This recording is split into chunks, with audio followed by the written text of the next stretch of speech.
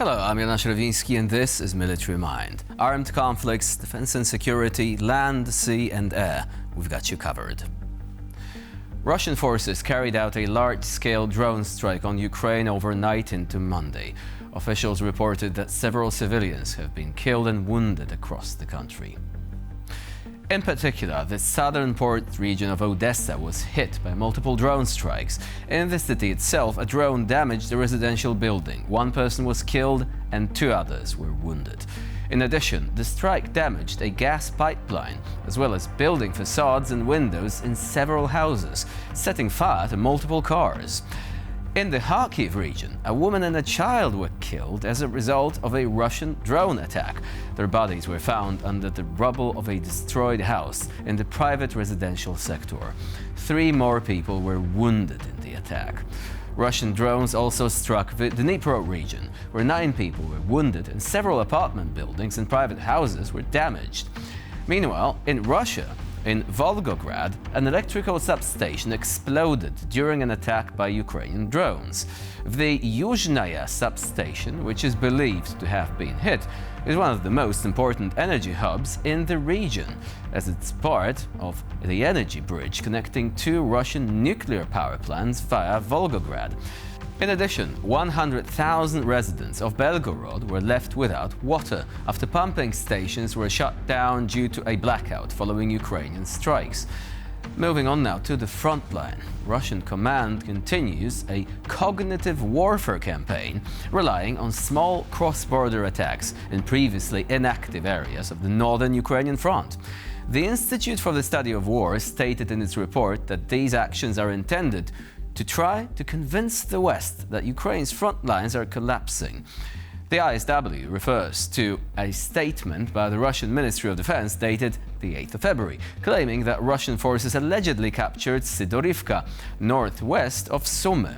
A Russian war correspondent made a similar claim, describing the alleged capture of the village as part of the creation of a buffer zone in the Sumy region.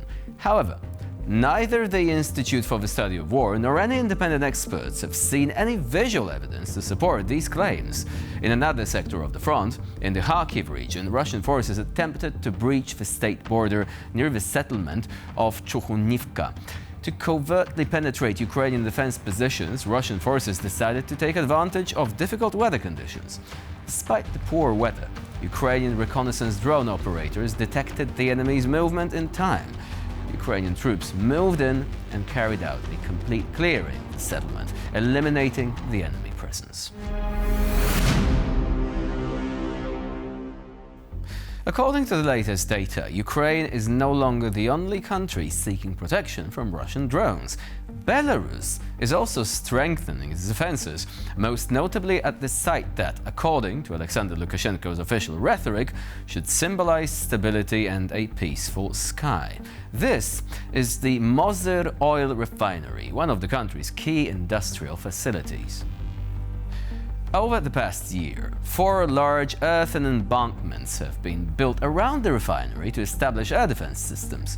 Their layout covers the facility from both the Ukrainian and the Russian sides.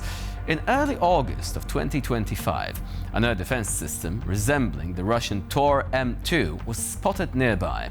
The Tor M2 is designed to intercept aircraft, helicopters, cruise missiles and drones. Notably, all embankments are identical in size and shape, and their number matches the launchers of the Tor M2 system.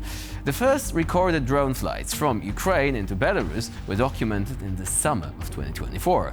Lukashenko later stated that after receiving warnings about a possible strike on the Mozyr refinery, he decided to reinforce security there. Aviation experts note that these measures are aimed less at internal sabotage and more at reducing the risk of incidents, including those originating from Russia.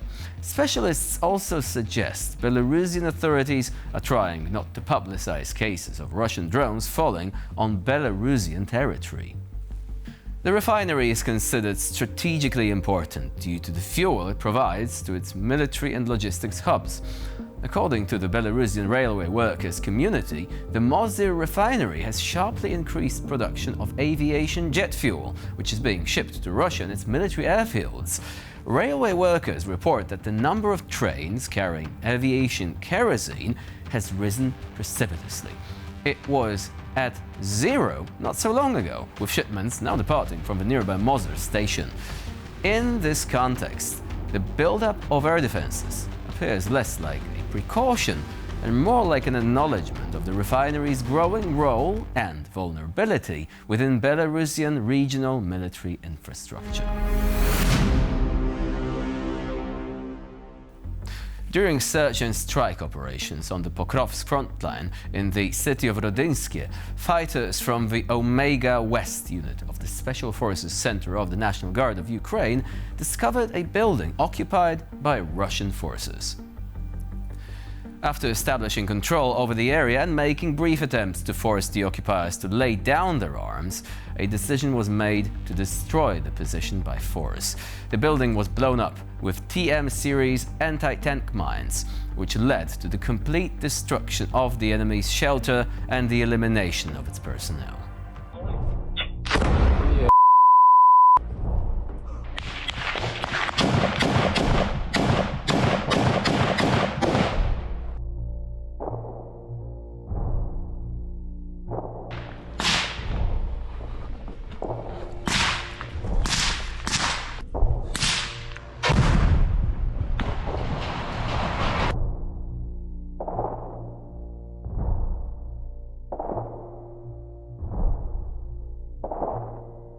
Выходите, жить будете, сейчас разъеб...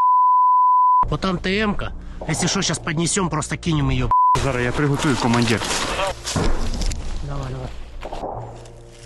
Зведена то готова до бою. Сейчас попробуем положить подарок под дом. Все, погнали этот. Давай ее взорвем. Плюс.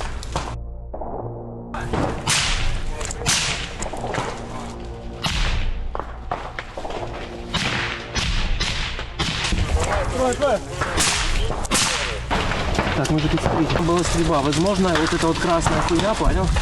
Может быть, и не там. Парни, отходим.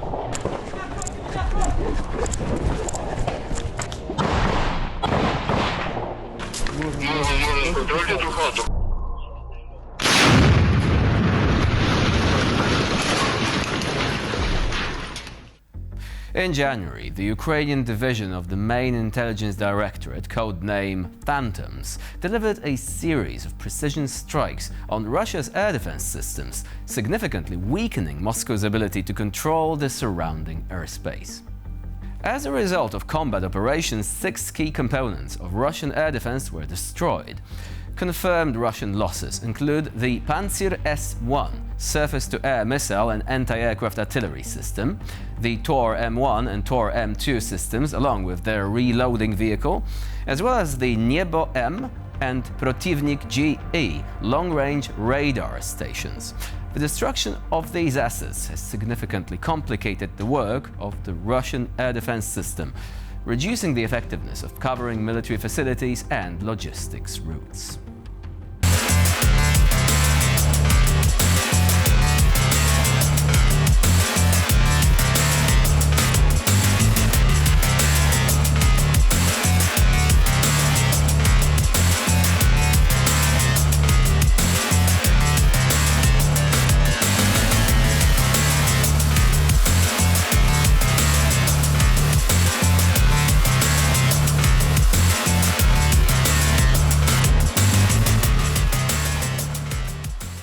Russian troops continue to experiment with improvised methods of protecting equipment from UAV strikes.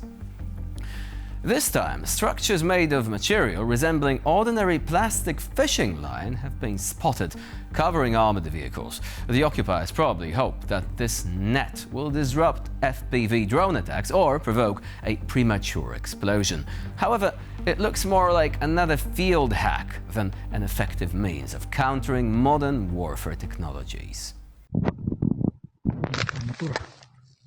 Идет по всему периметру машины. По бокам. Спереди. С боков.